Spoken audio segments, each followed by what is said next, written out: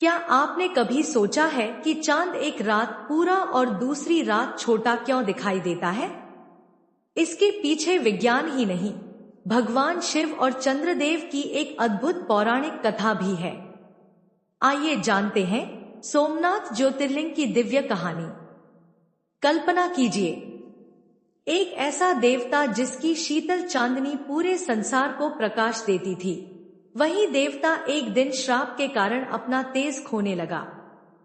यह कथा है सोमनाथ ज्योतिर्लिंग के प्रकट होने की।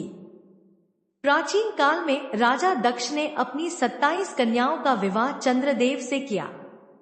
ये 27 कन्याएं वास्तव में 27 नक्षत्रों का स्वरूप मानी जाती हैं।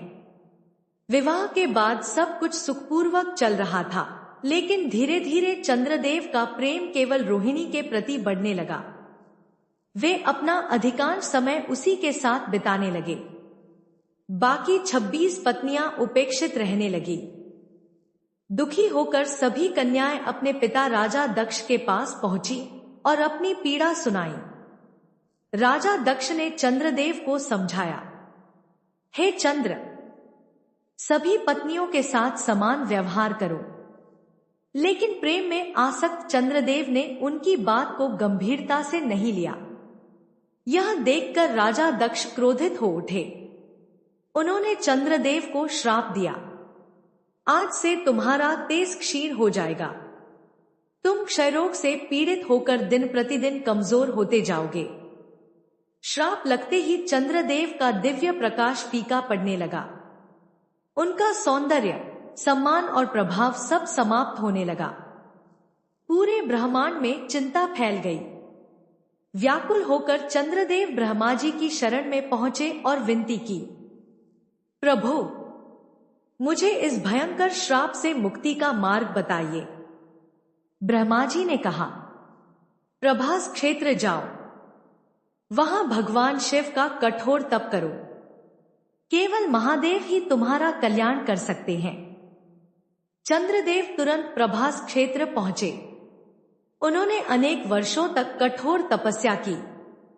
उनकी अटूट भक्ति से प्रसन्न होकर भगवान शिव स्वयं प्रकट हुए। महादेव ने कहा, वत्स चंद्र, मैं तुम्हारी भक्ति से प्रसन्न हूं, वर मांगो।